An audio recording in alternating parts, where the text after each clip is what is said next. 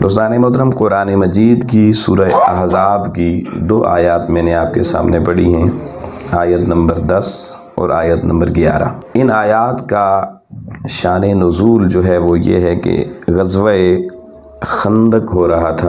حضور علیہ السلام صحابہ کرام کی جماعت کے ساتھ لشکر اسلام کی قیادت کرتے ہوئے موجود تھے، اور جنگی تیاریوں کے حوالے سے ایک منفرد تیاری یہ کی گئی کہ اس سے پہلے روئے زمین پر تاریخ انسانی کے مطابق جنگ میں خندق کو بطور ٹول استعمال نہیں کیا گیا تھا۔ یہ حضرت سلمان فارسی رضی اللہ تعالی عنہ کی سجیشن تھی، تجویز تھی، جس کو قبول کیا گیا اور خندق کھودی گئی، اور خندق کے ایک طرف کفار کا لشکر موجود تھا اور دوسری طرف اہل ایمان کا لشکر موجود تھا، اور خندق اتنی محنت سے کھودی گئی، اتنی بڑی کھودی گئی کہ کفار کا جو بھی بندہ اس خندق کو عبور کرنے کے لیے اس میں اترنے کی کوشش کرتا تو کئی تو اترتے ہوئے اپنی ہڈیاں پسلیاں توڑوا بیٹھے، اور جس نے کوشش کر کے ہڈیاں تو بچا لیں تو مسلمان صحابیات بھی اس جنگ میں روئے رواں کے طور پر موجود تھیں، انہوں نے پتھر مار کر ہی ان کفار کو ہلاک کر دیا۔ لیکن اس سارے سما میں ایک کافر ایسا تھا جس کا نام عمر بن عبد ود تھا، جو اس خندق کو کراس کر کے اہل اسلام کے لشکر کے سامنے آ کھڑا ہوا، اور اس نے مسلمانوں کے لشکر کو چیلنج کیا، یہ ہے تم میں سے کوئی میرا مقابلہ کرنے والا؟ اور یہ عمر بن عبد ود یہ کوئی معمولی عام انسان چھوٹا موٹا نہیں تھا، یہ بڑا جری پہلوان تھا، اور اس کے بارے میں مشہور تھا کہ اس کے لیے اکیلے 1000 تنہا 1000 بندوں سے لڑنا، اس کا فن یہ جانتا ہے، 1000 بندے کو گرانے کا فن جانتا ہے۔ اتنا مشہور معروف پہلوان آ گیا، اور لشکر اسلام وہ خندق کھودنے کے لیے مشکلات جو برداشت کیں، جس کا آپ نے بارہا سنا کہ یہی وہ خندق تھی جس کو کھودنے کے لیے آقا علیہ السلام اور صحابہ کرام نے اپنے پیٹ پہ پتھر باندھے تھے۔ اس کیفیت سے بھوک اور پیاس کی گزرنے والے لشکر اسلام کے سپاہی جب انہوں نے دیکھا کہ یہ شخص چیلنج کر رہا ہے، اور آنے والے نے بآواز بلند کہا، تم میں سے کون ہے جو میرے ساتھ مقابلے کی ہمت رکھتا ہے؟ تو لشکر اسلام پہ خاموشی طاری ہو گئی۔ امام الانبیاء علیہ السلام ایک طرف ایک چبوترے پہ تشریف فرما تھے محافظوں کے ساتھ، کیونکہ آقا علیہ السلام لشکر میں صف اول میں نہیں ہوا کرتے تھے، ہمیشہ پیچھے ایک چبوترا آپ کے لیے یا سائیڈ پر بنایا جاتا تھا، جس میں آپ ساری ہدایات لشکر اسلام کو دیا کرتے تھے۔ اور یہ پیغمبر اکرم صلی اللہ علیہ وآلہ وسلم کی سیرت سے ہمیں سبق ملا کہ جس شخص نے جنگی فکر دینی ہوتی ہے، جس نے جنگ کا نظریہ دینا ہوتا ہے، اور جس شخص نے اس جنگ کے نتائج تک سارے لشکر کو لے کے چلنا ہوتا ہے، وہ جو سپہ سالار اعظم ہوتا ہے، وہ ہمیشہ ایک سائیڈ پر سیف اینڈ ساؤنڈ جگہ پر ہوتا ہے تاکہ وہ پورے لشکر کو ڈائریکشن دے سکے۔ یہ نہ ہو کہ وہ صف اول میں آگے قیادت کرتے ہوئے شہید ہو جائے، تو جس نے پوری باغ ڈور سنبھالنی ہے وہی شہید ہو جائے تو باقی لشکر پھر کیا لڑے گا۔ اس سیرت کا الحمدللہ تعالی ہر دور میں اہل اسلام نے اس تقاضے کو پورا کیا، اور آج بھی منہاج القرآن کو جو ایک تانا دیا جاتا ہے کہ جی کنٹینر میں بیٹھ کے جناب احتجاج کر رہے تھے جی ڈاکٹر صاحب، یہ کیا ہے؟ تو بتانا چاہتا ہوں جیسے خندق کے موقع پر امام الانبیاء علیہ السلام آپ ایک الگ چبوترے پر پورے لشکر کی قیادت کر رہے ہیں محافظی دستے میں، اس سنت نبوی کے تحت جو لیڈر ہوتا ہے وہ ہمیشہ حفاظتی حصار میں اپنے سارے اعلیٰ لشکر کو صحیح ترجمانی کرتے ہوئے اس کو ڈائریکشن دینے کے لیے اور صحیح فکر دینے کے لیے حفاظتی تدابیر کے ساتھ اپنی قیامگاہ میں موجود ہوا کرتا ہے۔ لیکن اب عمر بن عبد ود پکار رہا ہے کوئی آنے والا؟ لشکر اسلام میں سب ایک دوسرے کو دیکھ رہے ہیں، کوئی نہ اٹھا، تھوڑی دیر گزر گئی، وہ ہنسا سامنے آنے والا شخص، اس نے کہا بھائی دیکھو ہمت جواب دے گئی، ہمت ہے تو اٹھو میرے مقابلے میں آؤ۔ دوستان محترم، حدیث مبارکہ میں ہے کہ اس وقت سارے لشکر اسلام میں جو مجاہد اس عمر بن عبد ود کے مقابلے کے لیے اٹھا اس کا نام مولا کائنات علی المرتضیٰ تھا۔ مولا کائنات کھڑے ہوئے، جب کھڑے ہوئے تو اجازت پیغمبر اکرم صلی اللہ علیہ وسلم سے لینا تھی۔ آپ نے اس چبوترے کی طرف دیکھا جہاں پیغمبر اسلام جلوہ گر تھے، آقا علیہ السلام نے اپنے دست مبارک کے اشارے سے گالی بیٹھ جاؤ، کسی اور کو جانے دو۔ اب آقا علیہ السلام کا اشارہ ملنے کی دیر تھی، مولا मुश्किल कुशा करम अल्लाह वजुल करीम तशरीफ फरमा हो गए। अमर बिन अब्द वुद फिर पुकारा, उसने कहा क्या बात है, कोई मेरे मुकाबले में आने वाला तुम में से नहीं है? फिर सब सहाबा एक दूसरे को देख रहे हैं, खामोशी है, कोई ना उठा। जब दोबारा आने वाला दुश्मन मुस्कराया, मेरे मौला कायनात फिर खड़े हो गए। फिर इमामुल अंबिया अलैहिस्सलाम के चबूतरे की तरफ देखा, आका अलैहिस्सलाम ने फिर इशारे से कहा अली बैठ जाओ। अब फिर बैठ गए। उस्ताद मोहतरम, अब आने वाला पहलवान गुर्राया, उसने कहा बस हवा निकल गई तुम्हारी, तुम में से कोई किसी माँ ने नहीं जाना जो मुझसे मुकाबले की हिम्मत करे। जब वो गुर्रा के लश्कर इस्लाम को चैलेंज कर रहा था और लश्कर में से लोगों फिर भी कोई ना उठा, उस वक्त शब्बीर के बाबा मौला कायनात फिर हिम्मत करके तीसरी बार खड़े हो गए। जब मौला कायनात तीसरी बार खड़े हुए, अब इमामुल अंबिया अलैहिस्सलाम की तरफ देखा, हुजूर ने कहा अली तशरीफ ले आओ। आका ने बोला अली आ। लोगों, इमामुल अंबिया अलैहिस्सलाम की हुजूरी में मौला कायनात पहुंचे। आका इजाजत मरहमत फरमाइए, मैं लड़ने के लिए तैयार हूं। आका अलैहिस्सलाम ने अपने यदुल्ला वाले हाथों से सर पे हमारा अम्मामा मुबारक की दस्तार बांधी, हाथ में अपने हाथों से जुल्फकार हैदरी पकड़ाई और कहा अली जा, मगर ख्याल रखना जंग होश से भी लड़नी है, जोश से भी लड़नी है। होश से भी और जोश से भी। हजरत मौला कायनात मुस्कराए, कहने लगे आका थोड़ा मजीद वजाहत फरमा दें, होश और जोश का माना। तो आका अलैहिस्सलाम ने फरमाया अली जाते ही टूट ना पड़ना, हमला ना कर देना। आका क्या करूं, वो तो पुकारा लड़ने के लिए। कहा नहीं, पहले जाकर आने वाले को मेरे दीन की दावत देना, मेरे दीन की दावत देना। अगर दावत कबूल कर ले तो जान की अमान दे देना, और अगर दावत कबूल ना करे तो फिर भी हमला ना करना। कोई बड़ा फिक्री नुक्ता आपको देने जा रहा हूं, फिर भी हमला। आका फिर क्या करूं? इमामुल अंबिया अलैहिस्सलाम ने फरमाया फिर इंतजार करना कि वो तुझ पर पहल करे, वो तुझ पर पहल करे। जब वो तुझ पे वार कर ले, उसके बाद जवाबी तौर पे तूने उस पे हमला करना है। अब जोश दिखाना है। अब तक मामला था होश वाला, अब इसके बाद मामला आएगा जोश वाला।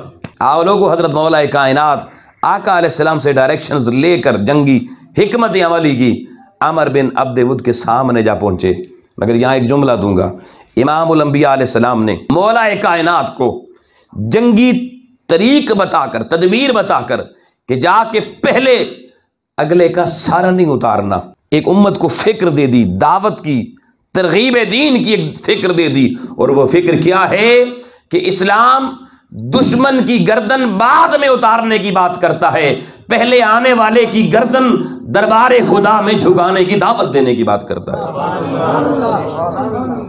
ये नहीं काट डालो जाते ही, पहले पैगंबर अकरम के दीन की दावत दो, एक बात। और दूसरा, पैगंबर का उसवा और फिक्र ये मिली कि अगर वो दावत कबूल ना भी करे तब भी दुश्मन पे पहल नहीं करना। क्यों? इसका राज अभी आगे बताऊंगा, ये पहल क्यों नहीं करनी। मौला कायनात पहुंचे मैदान में जी। उस अमर बिन अब्द वुद ने कहा आने वाले जरा पहले अपना तारुफ करवा दे, तू है कौन, अपना इंट्रोडक्शन करवा दें, आप कौन हैं।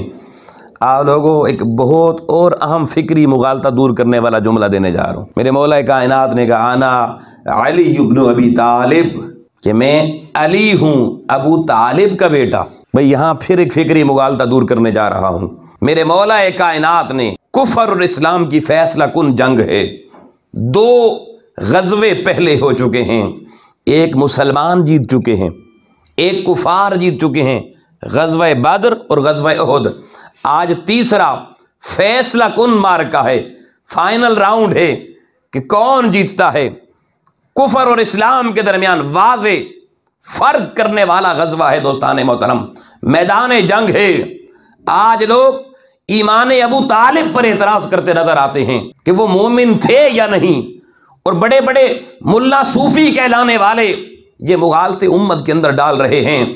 आओ लोगों, मेरे मौला कायनात ने गज़वा खंदक में काफिरों के जरी पहलवान के सामने अपना तारुफ करवाते हुए, अगर अबू तालिब के दामन में ईमान की दौलत न होती तो बेटा अली काफिर के सामने जंग के फैसला कुन मार्के में कभी अपना तारुफ करवाते हुए साथ अपने बाप का जिक्र न करता, क्योंकि कुरान बता चुका है कि ईमान वाले सगा बाप भी हो, ईमान से महरूम हो, उसकी दोस्ती का ऐलान कहीं नहीं करते।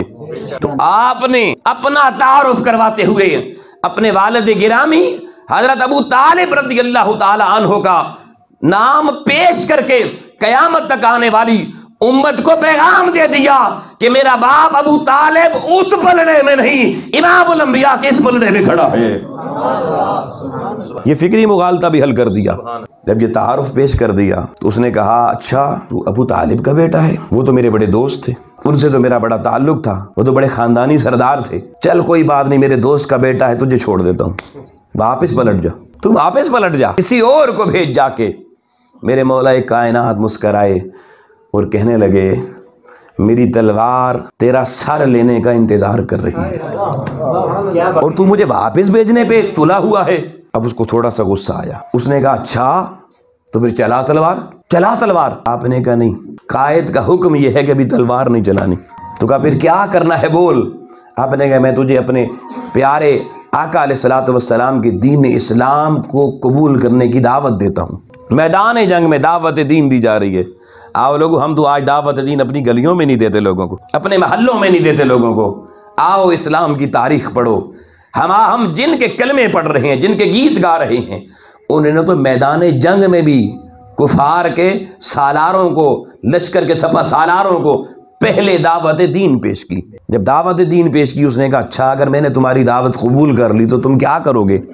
आपने कहा फिर जान की अमान पाओगे, फिर जंग नहीं करेंगे, फिर तुम्हें हम हिफाजत फराहम करेंगे।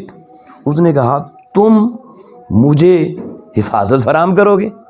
तुम्हारा दिमाग तो ठीक है, मैं 1000 बंदों से लड़ने वाला, तुम वो मुझसे बच्चों जैसी कैसी बातें कर रहे हो? ऐसी बोली मत बोलो, हम सिर्फ मैदान जंग में हथियारों की बोली जानते हैं, असलहे की बोली जानते हैं, इस बोली में जरा हमसे कलाम करो। आपने कहा, अच्छा अगर तुझे असले पे मान है, अगर तुझे अपनी तलवार पे मान है, हथियार पे मान है, तो आ मौला मुर्तजा का सीना हाजिर है, वार कर। उसने कहा मैं वार करूं? कहा हाँ हाँ तू वार कर। कहा अली तू वार क्यों नहीं करता? कहा तूने मेरा तारुफ समझा ही नहीं है, तुझे मेरा तारुफ समझ ही नहीं आया है। कहा फिर वजात कर, तू हमला क्यों नहीं करता?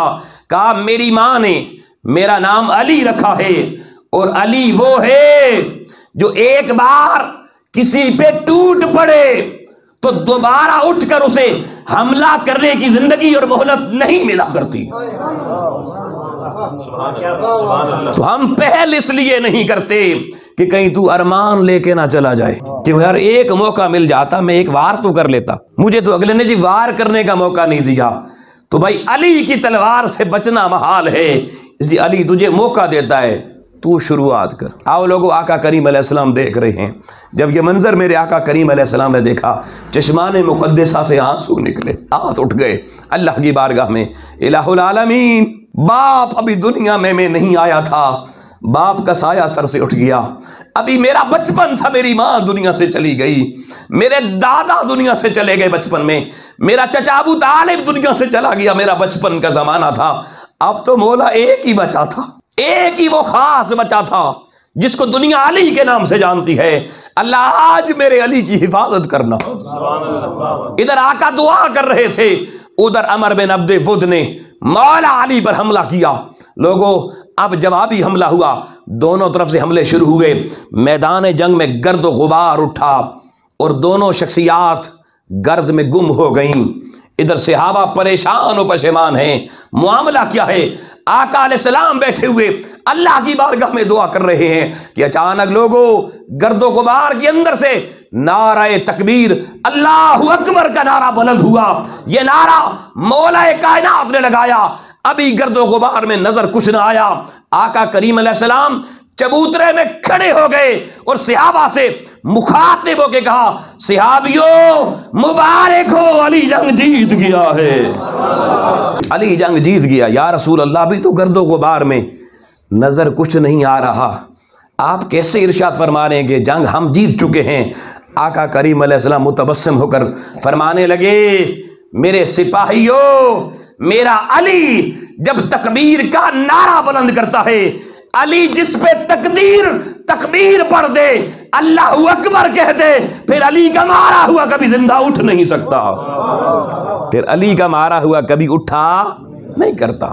گرج کے بادل چھٹ گئے، آقا کریم علیہ السلام چل کے قریب پہنچے، دیکھا عمر بن عبد ود لوہے کا خول جو سر پہ پہنا ہوا تھا وہاں سے لے کر پاؤں تک 2 ٹکڑے ہو کر پڑا ہوا تھا، اور میرا مولا علی مولا کائنات اپنی تلوار زمین سے کھینچ کے نکالنے کی جدوجہد کر رہے تھے۔ آقا نے جا کے کہا علی مبارک ہو۔ اگلا جملہ آقا علیہ السلام کا سننے کے لائق ہے، کہا علی اگر آج یہ ذوالفقار میں محمد کے رحمت والے ہاتھوں نے تجھے نہ پکڑائی ہوتی تو تو نے آج عمر بن عبد ود کو جتنے زور کی تلوار ماری تھی، آج تیری تلوار اس زمین پہ نہ رکتی، تخت الثری میں بھی اتر جاتی۔ یہ تو میرے رحمت والے ہاتھ لگ گئے تھے کہ تلوار یہاں رک گئی، ورنہ آج تو تخت الثری تک اس نے پہنچ جانا تھا۔ یہ میرے مولا کائنات کی طاقت تھی، یہ جرت تھی، یہ شجاعت تھی کہ لوگوں آقا علیہ السلام نے مبارکبادی پیش کی۔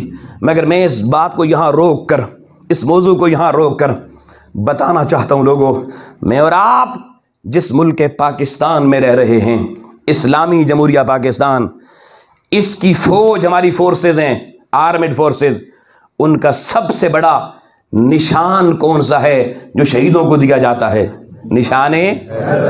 نشان حیدر۔ آؤ پاکستان نظریاتی جغرافیائی کہتے ہیں ریاست ہے، آج نظریہ پاکستان آپ کو سمجھا رہا ہوں۔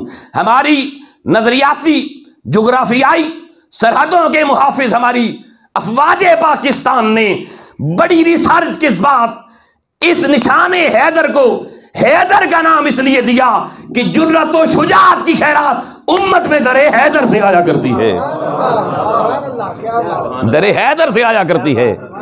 اور یہ نشان حیدر میں لفظ حیدر، آپ کی گلی میں چلنے والا کوئی بابا حیدر نہیں، یہ میرے شبیر کا بابا حیدر ہے۔ سب سے بڑا اعزاز اس دھرتی کا کیا ہے جی؟ نشان حیدر۔ اور سن لیجئے دوستان محترم، پاکستانی افواج میں جو بندہ بھی بھرتی ہو کر اس ملک کی سرحدوں پر پہرا دیتا ہے، اپنی زندگی افواج پاکستان کے نام لگاتا ہے، یاد رکھ لینا ہر اس فوجی پاکستان کو جرت و شجاعت و بہادری حیدر کی خیرات ملا کرتی ہے۔ کیوں؟ کیونکہ اس فوج کی تربیت کے اندر بنیادی نظریہ جو کار فرما ہے کہ سب سے بڑا نشان، اس کا مطلب ان کے سامنے سب سے بڑی آئیڈیل شخصیت جرت اور بہادری کے حوالے سے حضرت علی مولا کائنات سلام اللہ علیہ کی شخصیت ہے۔ اور پھر دیکھیے گا جو بات میں اب کہنے لگا ہوں یہ اور بڑی توجہ طلب ہے۔ مولا کائنات کا جب وقت شہادت قریب آیا نا تو آپ نے اپنے صاحبزادگان حسنین کریمین کو بلایا۔ تو کسی نے ایک دفعہ حضرت مولا کائنات سے پوچھا حضور پہلی خلیفے رہے اتنی مشکلات نہیں تھیں، آپ کا وقت آیا تو مشکلات کچھ زیادہ بڑھ گئی ہیں، حضور اس کی وجہ کیا ہے؟ آپ نے کہا پہلوں کا مشیر میں تھا اور میرے مشیر تم ہو۔ پہلوں کا مشیر میں تھا اس لیے پرابلم نہیں تھی۔ آؤ لوگوں، آپ نے شہزادوں کو وصیت کی، آپ نے کہا میری شہادت ہو جائے گی، جنازہ پڑھانا اور جنازہ پڑھا کے میری تدفین سر عام نہیں کرنا، چھپا کے کرنا، اس راز کو پوشیدہ رکھنا کہ مجھے دفن کہاں کیا گیا ہے۔ کیوں؟ میں نے زندگی میں بڑے بڑے سرماؤں کی گردنیں اڑائی ہیں، بڑے بڑے پہلوان کہلانے والے مار کے رہے ہیں، وہ زندگی میں تو علی سے بدلہ لے نہ سکے، کہیں ایسا نہ ہو کہ قبرستان سے میرے لاشے کو نکال کر اس کی بے حرمتی نہ کرے، اس لیے میری تدفین رات کے اندھیرے میں خفیہ طور پہ کرنا۔ آؤ لوگوں، تدفین ہو گئی، زمانے کو معلوم نہیں کہاں تدفین کر دی گئی، وقت گزر گیا۔ فرمایا یہ اللہ کے رازوں میں سے ایک راز ہوگا، وقت آنے پہ یہ راز خود امت کو پتہ چل جائے گا۔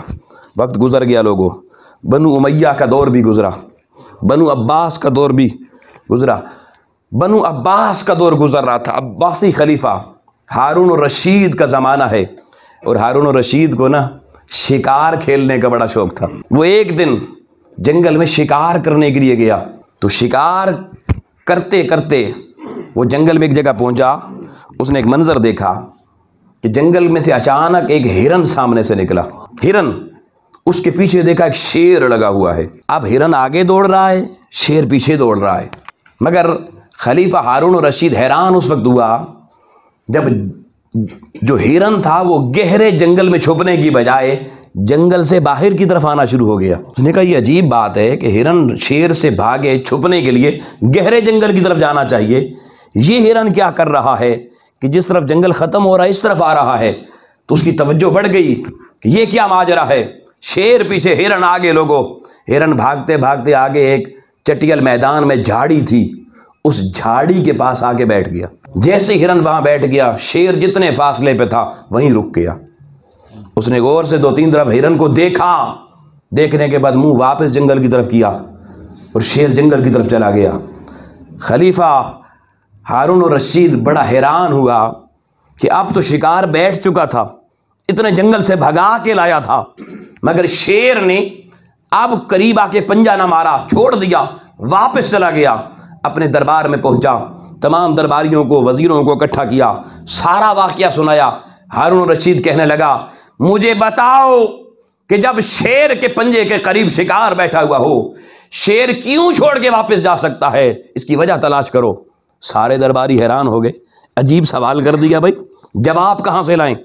ایک سمجھدار بندہ صف میں بیٹھا تھا، اس نے کہا حضور جواب ہمارے پاس نہیں ہے، اس طرح کے سوال کا جواب اگر چاہیے ہو تو نبی کریم علیہ السلام کی ذریت کا شہزادہ امام موسیٰ کاظم موجود ہیں، ان کو بلائیں اور ان سے پوچھیں. میری سیدہ فاطمہ کا وہ شہزادہ ایسے مسئلے کا حل وہی بتا سکتا ہے. لوگوں، امام موسیٰ کاظم علیہ السلام کو بلایا گیا ہارون الرشید کے دربار میں. ہارون الرشید نے سارا واقعہ سنا کے امام وقت سے پوچھا بتاؤ شیر نے ہرن کو کیوں چھوڑا؟ امام موسیٰ کاظم نے لوگوں چند لمحے کے لیے میڈیٹیٹ کیا، ایسے مراقبہ کیا، آنکھ کھول کے مسکرا کے کہنے لگے ہارون الرشید میں بتاتا ہوں شیر، دنیا کے شیر نے ہرن کو اس جھاڑی کے پاس کیوں چھوڑا؟ سب نگاہیں متوجہ تھیں امام کیا کہنے جا رہے ہیں. امام وقت نے کہا ہارون الرشید وہ جو تمہیں دیکھنے میں جھاڑی نظر آ رہی تھی وہ میرے بابا علی المرتضیٰ کا مزار اقدس تھا. اس جھاڑی کے نیچے کہنے لگے آج وہ راز جو ہم سیدوں نے کئی صدیوں سے اپنے سینوں میں رکھا ہے، آج لگتا ہے یہ راز بتانے کا وقت آ گیا ہے. سنو ہارون الرشید، سنو درباریوں، اس جھاڑی کے نیچے ہمارے بابا علی اور مرتضیٰ مدفون ہیں. اور سن بادشاہ، جہاں خدا کا شیر لیٹا ہو وہاں دنیا کے شیر کی جرت کیا حملہ کر سکے؟ اللہ کے شیر کے مقابلے میں دنیا کے شیر نہیں آیا کرتے. اس دنیا کے شیر کو پہچان ہو گئی، اس کا واپس جانا اس بات پہ دلالت کر رہا ہے کہ تمہیں جو جھاڑی نظر آ رہی ہے اس جھاڑی کی اوٹ کے نیچے میں اللہ کا شیر لیٹا ہوا ہے. تو میں کہا کرتا ہوں کہ لوگ ہم سے سوال کرتے ہیں نا کہ آپ علی کو مشکل کشا کہتے ہیں اور حضور کی حدیث سناتے ہیں کہ آقا نے فرمایا میرا ہر امتی مشکل کشا بن سکتا ہے. جو کسی بندے کی ایک دفعہ حاجت روائی مشکل کشائی کر دے، اللہ تعالیٰ قیامت والے دن اس کی 100 مشکلیں حل کرے گا. تو لوگ کہتے ہیں جی اتنی بات تو ٹھیک ہے، لیکن اب مولا کائنات تو دنیا سے چلے گئے، اب وہ مشکل کشا کیسے ہیں؟ اب وہ مشکل کشا کیسے ہیں؟ یہ سوال کیا جاتا ہے. آؤ لوگوں، اس واقعے میں ہرن کا بچ جانا، میں پوچھتا ہوں ہرن کی مشکل کشائی کس نے کی؟ بولیے جی. کیا مولا کائنات دھرتی کے اوپر تھے یا نیچے تھے؟ تو نیچے رہ کر بھی اگر وہ جانوروں کی مسیحائی کر سکتے ہیں تو حضور کی امتیوں کی کیوں نہیں کر سکتے؟ کوئی پوچھے اس کی دلیل قرآن سے کیا ہے؟ آپ نے کیا ہرن کا واقعہ سنا کے دلیل بنا دیا؟ ادھر سے آپ کہتے ہیں ہم حضور شیخ الاسلام کے ماننے والے ہیں جو ہر چیز قرآن سے بتاتے ہیں، حدیث سے بتاتے ہیں، خود ہرن کا واقعہ سنا کے بعد گول کر کے جا رہے ہیں. تو آؤ لوگوں سن لیجئے، بتانا چاہتا ہوں، قرآن سے دلیل دینا چاہتا ہوں کہ مولا کائنات علی کرم اللہ وجہ الکریم صرف ظاہری حیات تک نہیں، قیامت تک اس امت کے لیے مسیحا بھی ہیں، ملجا بھی ہیں، مددگار بھی ہیں، حاجت روا بھی ہیں، مشکل کشا بھی ہیں. کیسے؟ قرآن مجید کی سورہ بنی اسرائیل کی آیت نمبر 80 میں اللہ پاک نے فرمایا وَقُلْ رَبِّ أَدْخِلْنِي مُدْخَلَ صِدْقٍ وَأَخْرِجْنِي مُخْرَجَ صِدْقٍ وَاجْعَلْ لِي مِن لَّدُنْكَ سُلْطَانًا نَصِيرًا. اب یہ پوری آیت اس کا سیاق و سباق ہے. مگر میں صرف اس کے آخری الفاظ پہ جا رہا ہوں۔ اللہ نے دعا سکھائی اپنے محبوب کو، اور محبوب نے دعا کی وجعل لی، اللہ میرے لیے بنا دے من لدنک، اپنی بارگاہ سے سلطانہ، مجھے ایک سلطان چاہیے۔ سلطان کس کو کہتے ہیں؟ حضور ماشاءاللہ مفتی صاحب نے بتایا جی، آپ لوگ بھی بولا کریں، تھوڑا جنرل نالج آپ کے پاس بھی ہونا چاہیے۔ بھئی سلطان کس کو کہتے ہیں؟ بادشاہ کو کہتے ہیں۔ تو میرے محبوب نے اللہ کی بارگاہ سے وزیر نہیں مانگا، مشیر نہیں مانگا، سلطان مانگا۔ کون مانگا؟ اور اس سلطان کی علامت اور نشانی کیا ہو؟ بتائے سلطانا نصیرا۔ آؤ لوگوں، اہل علم بھی بیٹھے ہوئے ہیں، بڑی توجہ سے نقطے کو سمجھ لیجیے۔ نصیر کہتے ہیں مددگار کو، اور مدد کے لیے عربی میں لفظ استعمال ہوتا ہے نصر۔ کیا جی؟ نصر کہتے ہیں مدد کو۔ اذا جاء نصر اللہ والفتح، جب اللہ کی مدد آ پہنچی تو اہل ایمان و اہل حق کو فتح مل گئی۔ تو اللہ نے یہاں نصر کا لفظ استعمال نہیں کیا۔ پھر اسی کا اسم فاعل ہوتا ہے نصر کا ناصر۔ کیا ہوتا ہے جی؟ اور ناصر کا معنی ہوتا ہے مدد کرنے والا۔ تو آیت ایسے بھی ہو سکتی تھی وجعل لی من لدنک سلطانا ناصر، مگر ایسے آیت نہیں ہے۔ نصیرا اس میں مشبہ ہے، اس میں فاعل نہ لگایا، مشبہ کیوں لگایا؟ آؤ اس راز کو لوگوں سمجھنا۔ ناصر بھی مدد کرنے والا، نصیر بھی مدد کرنے والا، دونوں میں فرق کیا ہے؟ یہ فرق سمجھ میں آ گیا؟ عقیدے کا یہ نقطہ کہ میرے مولا علی مشکل کشائی قیامت تک کر سکتے ہیں یا نہیں، حل ہو جائے گا۔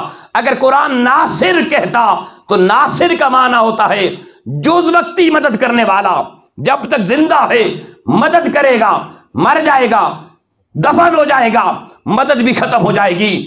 آؤ لوگوں، قرآن نے لفظ ناصر استعمال نہ کیا، لفظ نصیر استعمال کیا، اور اس میں مشبہ یعنی نصیر اگر آ جائے تو معنی یہ بن جاتا ہے ہمیشہ ہمیشہ دائماً مدد کرنے والا، دائماً مدد کرنے والا۔ دیکھیے نا، بے شمار الفاظ ایسے ہیں۔ آپ دیکھیے ایک لفظ ہے راحم، راحم کہتے ہیں رحم کرنے والے کو، اور ایک لفظ ہے رحیم۔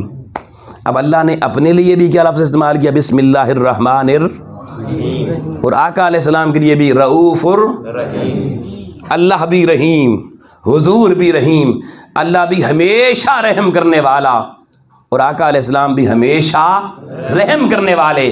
پتہ چلا یہاں پہ اس مادے پر، اس میں مشبہ کے مادے پر اگر لفظ آ جائے اس میں مداومت پائی جائے گی، ہمیشگی پائی جائے گی۔ اس طرح سے لفظ ہوتا ہے سامع، سننے والا، لیکن وہ ہمیشہ نہیں سنتا۔ ایک ہوتا ہے سمیع، انہ هو السمیع البصیر، اللہ سامع نہیں ہے، سمیع ہے، میں آپ سامع ہیں۔ ہم تراویح میں بھی قرآن سننے کے لیے بندہ رکھتے ہیں، اس کو کہتے ہیں سمیع نہیں کہتے، کیونکہ سامع جز وقتی سننے والے کو کہتے ہیں، اور سمیع ہمیشہ سننے والے کو کہتے ہیں۔ آؤ لوگوں، اب قرآن کو سمجھو۔ فرمایا میرے محبوب دعا کر۔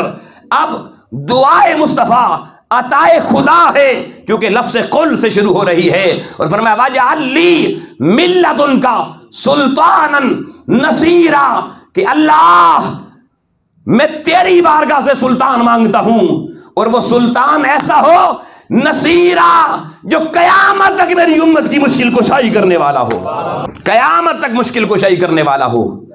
اور آئے کہاں سے؟ من لدنک، ملا موسیٰ علیہ السلام نے کہا تھا وجعل لی وزیرا من اہلی، اللہ مجھے بھی ایک وزیر دے، میرے گھر سے ہو، ہارون اخی، میرا بھائی ہارون ہونا چاہیے۔ موسیٰ کا وزیر ملا، موسیٰ کے گھر سے ملا، ہارون ملا، بھائی ملا، دعا پوری ہو گئی۔ اور اس دعا کے پیچھے مشیت خدا کا ذکر نہیں ہے، بس موسیٰ کی اپنی دعا ہے۔ لیکن یہاں وَقُلْ رَبِّ أَدْخِلْنِي مُدْخَلَ صِدْقٍ وَأَخْرِجْنِي مُخْرَجَ صِدْقٍ وَاجْعَلْ لِي، محبوب میں تجھے خود کہہ رہا ہوں مانگ، وَاجْعَلْ لِي مِن لَدُنْکَ سلطان، موسیٰ کا وزیر موسیٰ کے گھر سے آئے گا، مصطفیٰ کا مانگا ہوا سلطان اللہ کے گھر سے آئے گا۔ لوگوں آؤ ہم جشن مولود کعبہ کیوں منا رہے ہیں؟ لوگوں کی ماؤں کو جب وہ وقت ولادت آتا ہے وہ کہتی ہیں کسی دایا کو بلاؤ، مجھے ہسپتال لے جاؤ، आओ मेरी आप की माएँ हस्पतालों का रुख करती हैं, दाइयों का रुख करती हैं, कुर्बान जाएं हजरत फातिमा बिनत असद तेरी अजमत पर कि वक्त विलादत मुर्तजा करीब आ चुकी है। माई किसी दाई के पास नहीं जाती, रब्बे काबा की हुजूरी में उसके घर खाना काबा का तवाफ करने के लिए हाजिर हो जाती है। और तवाफ करते करते वो वक्त विलादत आ गया। अब माई परेशान हुई कि काबे के सेन में तो और भी लोग हैं, यहाँ विलादत कैसे हो। अरे माई के सोचने की देर थी, हातफ गैबी सी आवाज आई कि ए फातिमा बिनत असद मेरी बंदी, परेशान होने की जरूरत नहीं है, बाकियों के लिए काबे का दरवाजा खोलना पड़ता है, मगर आने वाला जो मेहमान दुनिया में मुस्तफा का मांगा हुआ जिसको सुल्तान बनाना है, उसके लिए कोई दरवाजा नहीं, रब खुद दरवाजा खोल रहा है। काबे का दरवाजा खुल गया, माई अंदर चली गई और अंदर लोगों ना नर्स है, ना डॉक्टर है, ना दाई है, और मौला कायनात की विलादत हो रही है। मिल्लदुन का सुल्तान नसीरा, क्योंकि आका ने मांगा था मौला मेरा नसीर, मेरा सुल्तान जो आना चाहिए मिल्लदुन का, कहाँ से आना चाहिए? तेरे घर से आना चाहिए। और सुनिएगा हुजूर शेखुल इस्लाम इसकी एक बड़ी खूबसूरत तौजीह बयान करते हैं। आप फरमाते हैं कि अल्लाह जानता था कि आने वाले का जोड़ा किससे बनना है। कहते हैं जोड़े आसमानों पे बनते हैं, कि मौला कायनात की शादी अल्लाह तो जानता था सैयदा कायनात से होनी थी, और शादी के बाद अगर सैयदा कायनात मौला अली से किसी प्यार और मोहब्बत में ये जुमला कह देती हैं, अली वेख मैं तो मुस्तफ़ा के घर की हूँ। भाई मियाँ बीवी में लाड प्यार तो होता है ना जी, पता नहीं आपके यहाँ होता है या नहीं होता, परेशान हो गए। दीन इस्लाम ने तो बताया है मियाँ बीवी के अंदर आपस में मवद्दत वाले रिश्ते की बात की गई है, मियाँ बीवी के मुतालिक भी कुरान ने बताया है। तो अल्लाह जानता था कि ये जोड़ा बनना है, और ये जोड़ा बड़ा मोहब्बत वाला जोड़ा बनना है। तो कि सैयदा कायनात किसी दिन अगर मौला कायनात से कह दें कि अली देख मैं उस घर मुस्तफ़ा के घर से आई हूँ जहाँ वही खुदा उतरा करती थी, महबूब खुदा के घर से आई हूँ, तो अली जवाब क्या देगा? तो अली की विलादत काबातुल्लाह में करके बता दिया अली वो मेरे महबूब की बेटी है, मोहब्बत में कह सकती है। अगर तेरे घर में आने वाली दुल्हन कहे कि अली तेरे घर की दुल्हन मुस्तफा के घर से आई है, तू कह देना तो दूल्हा खुदा के घर से आया है। दूल्हा खुदा के घर से आया है। ये है जश्न मौलूद काबा जो आज हम मना रहे हैं दोस्तान मोहतरम। और मैंने जो आयात पढ़ी थी, अब ये सिर्फ समझ लें, मैंने बीच में स्किप की वाक़या सुनाते हुए, मगर अब कुरान की अहमियत आपके सामने आनी चाहिए कि कुरान हमें पढ़ना चाहिए। और हुज़ूर शेखुल इस्लाम ने यही तो राज उम्मत को समझाने की आज तक कोशिश की है। अपनी तहरीक का नाम भी तहरीक मिनहाजुल कुरान रखा है। आओ दोस्तान मोहतरम, मैं जो वाक़या सुना रहा था ना जंग खंदक का, ग़ज़वा अहज़ाब का, कि वो अमर बिन अब्द वुद सामने आ गया, पुकारा। अब जो बंदा 1000 बंदों से लड़ने वाला हो उसके साथ अकेला लड़ना कोई आसान काम तो नहीं है ना। उस वक्त सहाबा किराम के लश्कर में जो मंजर था कुरान उसको बयान करता है। और सूरह अहज़ाब की आयत नंबर 10 है, फरमाया इज़ जाऊकुम मिन फौक़िकुम व मिन अस्फ़ल मिनकुम, जब वो दुश्मन का लश्कर ऊपर नीचे से हर तरफ से वो तुम्हें घेर चुका था, हर तरफ से तो मुश्किल में पड़ चुके थे। और मामला क्या था? व इज़ाग़तिल अबसार, अल्लाह का कुरान कह रहा है कि उनकी हैबत की वजह से तुम्हारी आंखें भर गई थीं, आंखों में जैसे सफ़ेद मोतिया आ जाता है ना, ज़ाग़तिल अबसार, खुली की खुली जब तुम्हारी आंखें रह गईं। अब इससे कौन लड़े, तुम सोच में पड़ गए। फिर कुरान कहता है व बलगतिल क़ुलूबुल हनाजिर, और तुम्हारे दिल उसकी हैबत की वजह से तुम्हारे हलक तक आ पहुंचे थे। कैफियतुन मुजाहिदीन की अल्लाह खुद कुरान में बयान कर रहा है। हम तो अदब की वजह से बहुत सी बातें नहीं करते ना, मगर अल्लाह तो किसी का हया, वो मालिक है, रब है। वो कहता है वो लड़ने के लिए आने वालों के कलेजे और दिल मुंह को पहुंचे हुए थे। कुलूबुल हन व बलगतिल कुलूबुल हनाजिर व तज़ुन्नूना बिल्लाहि ज़ुन्नूना, फरमाया फिर मामला यहां तक ना रुका, बल्कि वो अल्लाह के बारे में भी उनके गुमान अजीब होने लगे। अल्लाह के बारे में भी वो बदगुमानियां करने लगे कि आज पता नहीं अल्लाह किधर होगा, आज साढ़े नाल पता नहीं की होसी। फरमाया जब अल्लाह कहता है मेरे बारे में भी ان کے گمان تشکیک کا شکار ہو گئے۔ پھر فرمایا ہنالک ابتلی المؤمنون، اس دن میں نے ان مومنوں کو بڑا سخت آزمائش دی، بڑی سخت ترین آزمائش دی۔ اور فرمایا وَزُلْزِلُوا زِلْزَالًا شَدِيدًا، میں نے جیسے میرے زلزلے میری زمین کو ہلاتے ہیں، اس دن پیغمبر اکرم کی صف کے مجاہدین کو میں نے ان کے وجود میں دشمن کی ہیبت سے زلزلے بابا کر رکھے تھے۔ آؤ لوگو، جب اہل اسلام پہ ایسا مشکل وقت آئے کہ ان کی دل پھٹ کے منہ میں آ جائیں، جب ان کی آنکھیں ہیبت سے پھٹنے کو آ جائیں، جب ان کے وجود دشمن کی ہیبت سے لرزہ برندام ہونے لگے، ایسے میں امت کی مسیحائی اور مشکل کشائی اور اگر حاجت روائی اگر کوئی کرنے کے لیے اللہ نے میرے محبوب کو سلطان دیا ہے تو وہ مولا کائنات دیا ہے، وہ مولا کائنات دیا ہے۔ اس کیفیت میں مولا کائنات اٹھتے ہیں اور دشمن سے لڑتے ہیں اور اسلام کو فتح کا جھنڈا بلند کر کے مسلمانوں کی عزت اور وقار میں اضافے کا سبب بن کے دنیا کو پیغام دے جاتے ہیں کہ آقا نے سلطان مانگا تھا، ہم نے سلطان بن کے دکھا دیا ہے۔ آج لوگوں ہم اس مولا کائنات کی حضور سلام عقیدت و محبت پیش کرتے ہیں۔ اور دوستان محترم، اللہ تعالیٰ قرآن مجید میں فرماتا ہے سورہ آل عمران میں وَلِلَّهِ مِيرَاثُ السَّمَاوَاتِ وَالْأَرْضِ، کہ زمین و آسمان کی ساری وراثت کا مالک اللہ ہے۔ اس لیے ہمارا ایک مخصوص طبقہ اس آیت کو پڑھ کے کہتا ہے بھائی جب قرآن کہہ رہا ہے کہ وارث صرف اللہ ہے تو یہ اللہ نبی وارث کیوں کہتے ہو؟ ہم کہتے ہیں اللہ نبی وارث۔ تو جو دوسرا طبقہ فکر ہے نا، وہ قرآن کی اس آیت کا سہارا لے کے کہتے ہیں کہ قرآن کہہ رہا ہے وَلِلَّهِ مِيرَاثُ السَّمَاوَاتِ وَالْأَرْضِ، کہ زمین و آسمان کا وارث اللہ ہے۔ آؤ لوگو، ہماری کیا جرت ہم کسی کو وارث اور بنائیں؟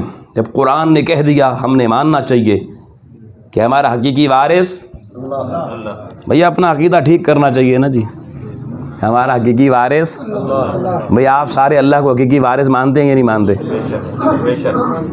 اب اللہ کے مقابلے میں اگر کسی اور کو وارث خود سے بناؤ گے مشرک ہو جاؤ گے۔ کیا ہو جاؤ گے؟ اور اللہ قرآن میں کہتا ہے میں سب کو معاف کر دوں گا، مشرک کو نہیں معاف کروں گا۔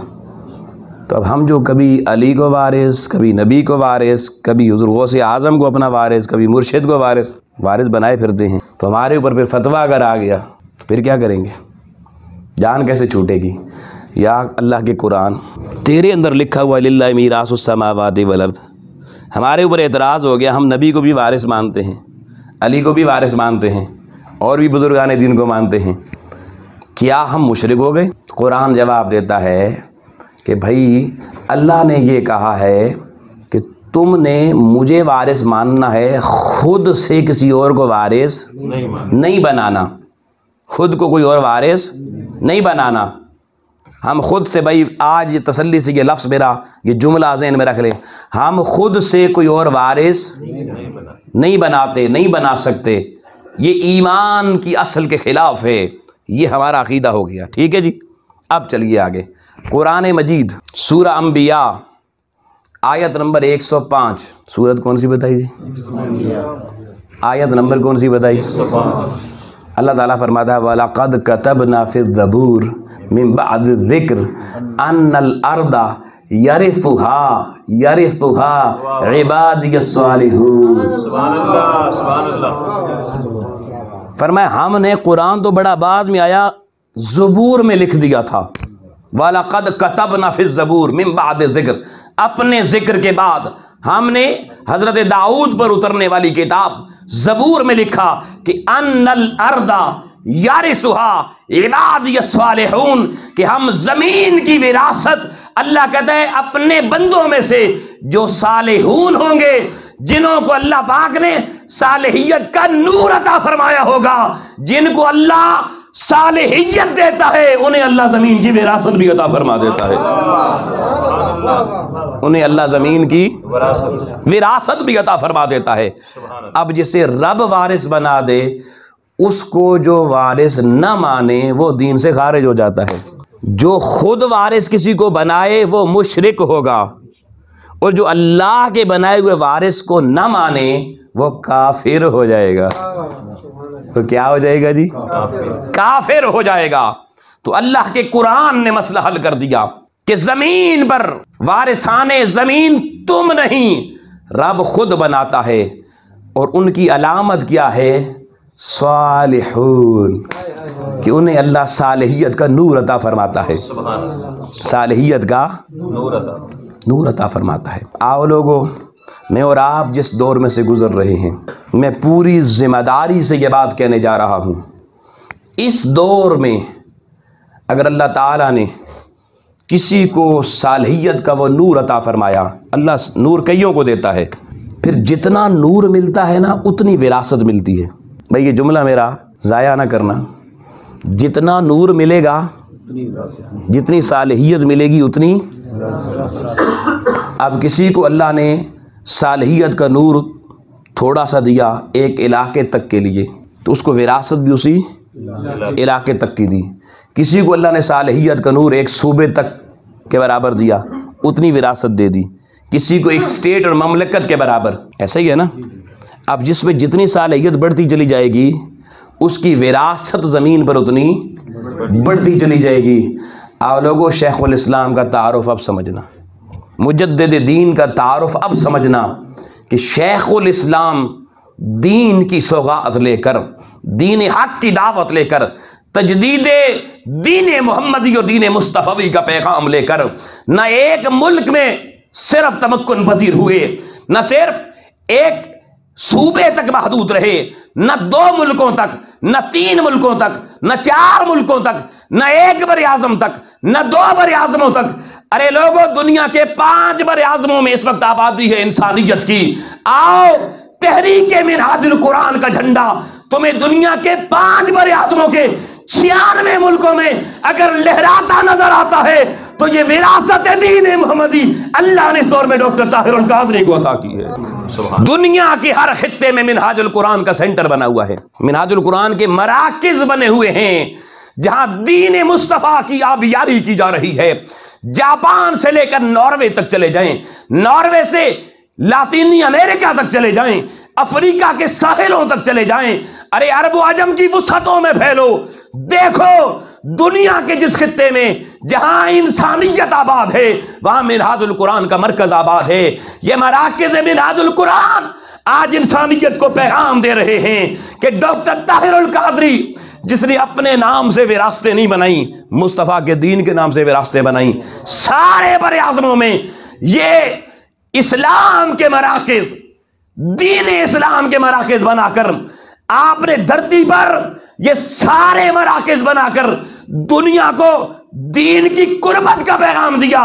اللہ نے قرآن میں کہا ان الارض یرثها عبادی الصالحون، او میری صالحیت کا تاج پہننے والے، تو نے مشرق سے لے کر مغرب تک، شمال سے لے کر جنوب تک میرے دین محمدی کا پرچم اونچا کرنے کے لیے مراکز بنائے ہیں۔ ہم ساری کائنات کی وراثت تیرے حوالے کر کے تجھے مجدد بناتے ہیں۔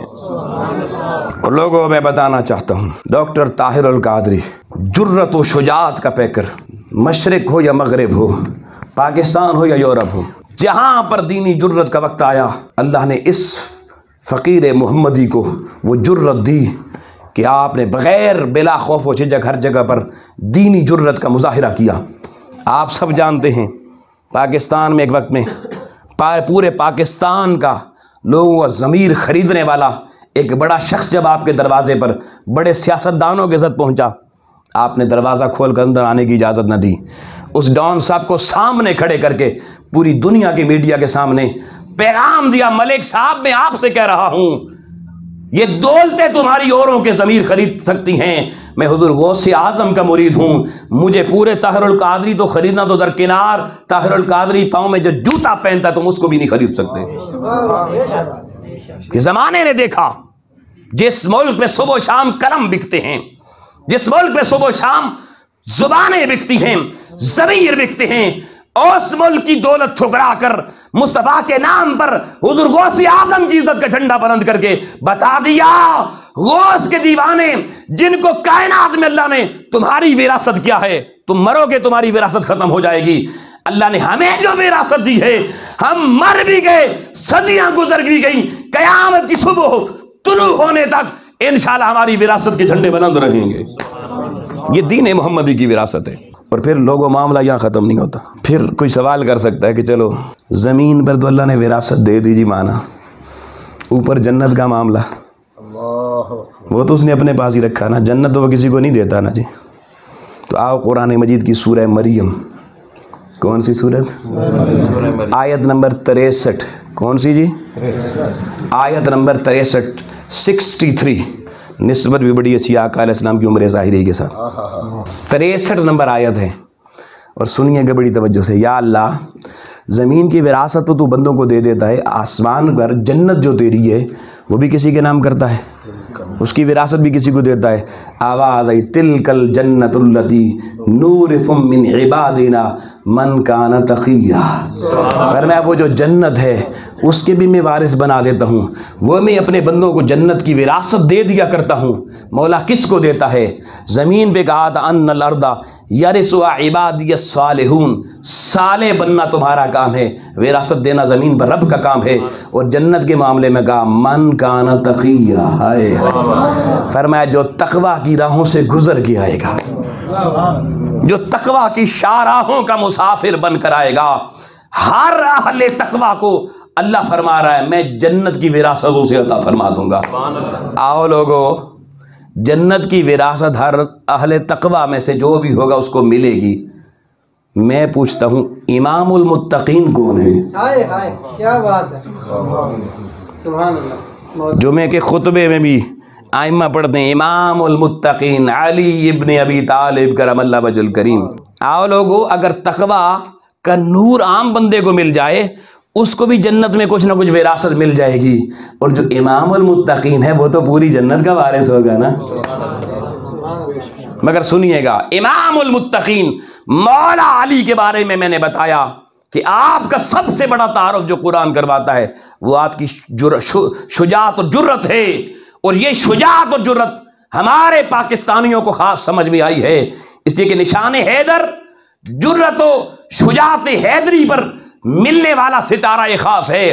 آؤ لوگو، میرے ڈاکٹر طاہر القادری کو اللہ نے اس آل مصطفیٰ اور علی المرتضیٰ کا جھنڈا شرق سے غرب تک بلند کرنے کی وجہ سے اللہ نے وہ جرت و شجاعت حیدری کا امین اس طور میں بنایا ہے کہ جب آپ مغرب میں یورپ کی سرزمین پر کھڑے ہوئے اور خطاب کیا، سوالات کا سیشن شروع ہوا، ایک صحافی نما شخص کھڑا ہوا، اس نے کہا ڈاکٹر صاحب آپ نے کہا کہ آپ کا دین کسی کو آزادی رائے کی اجازت اس طرح نہیں دیتا جیسے ہم حضور علیہ السلام کے کبھی خاکے بناتے ہیں، کبھی کارٹون بناتے ہیں۔ بھئی یہ ہماری شخصی رائے ہے، آپ ہماری رائے کا احترام کیوں نہیں کرتے؟ ہمیں شخصی آزادی حاصل ہے، کیا ہوا تمہیں اچھا نہیں لگتا تو؟ یہ ہم آزادی رائے کے قائل لوگ ہیں، آپ کیوں رکاوٹ بنتے ہیں؟ آؤ لوگو، اگر کوئی اور ہوتا کہتا غیروں کا ملک ہے، غیروں دی پولیس بڑی ڈاڈی، غیروں کی فوج بڑی ڈاڈی، اس کو کہتا چل چل ٹھیک ہے یار بھیجا۔ مگر آؤ جس کو جرت و شجاعت مولا مرتضوی کا حصہ ملا ہو، اس قائد اور اس سالار کی عظمت دیکھیے۔ آپ نے اس جوان کی آنکھوں میں آنکھیں ڈال کے کہا بیٹا دوہراؤ، کس کو آزادی رائے کہتے ہیں؟ اس نے کہا جی میری سوچ میری مرضی، میری سوچ ہے میں کارٹون بناؤں، آپ کون ہوتے ہیں مجھے روکنے والے؟ ہر شخص اپنی رائے میں اس کے اظہار میں آزاد ہونا چاہیے۔ آپ نے کہا بیٹا اچھا ٹھیک ہے، جو بات تم نے کہی اسی بات کو اگر ہم آزادی رائے کو تعریف اس تمہاری بات سے نکالیں تو میرا اس وقت دل کر رہا ہے کہ میں تمہارے منہ پہ 2 زوردار گھونسے مار کے تمہارے جبڑے توڑ دوں۔ مجھے بتاؤ کیا مجھے اجازت ہے؟ بھئی میری مرضی ہے نا، میری خواہش ہے میں تمہارے جبڑے توڑ دوں 2 زوردار مکے مار کر، تو مجھے اس بات کی اجازت دو گے؟ اس نے کہا نہیں میں جبڑے توڑنے کی اجازت تو نہیں دوں گا۔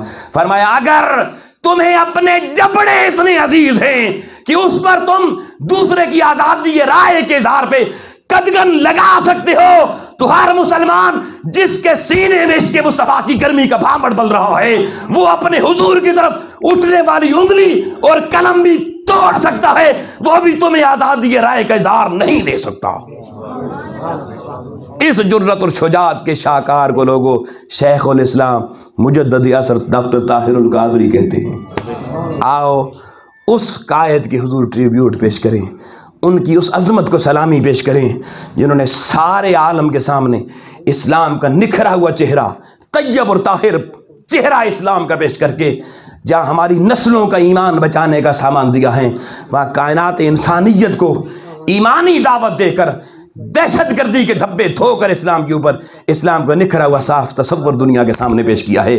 اللہ ہمارے اس قائد کو سلامتی دارین عطا فرمائے، ہماری صحتیں بھی اسے عطا فرمائے، اور جو محنت دین محمدی کے لیے آپ کر رہے ہیں اللہ ان محنتوں کو اور بڑھا کر صدق و صفا، صحت اور تندرستی کی دولت کے ساتھ آپ کو مالا مال فرمائے۔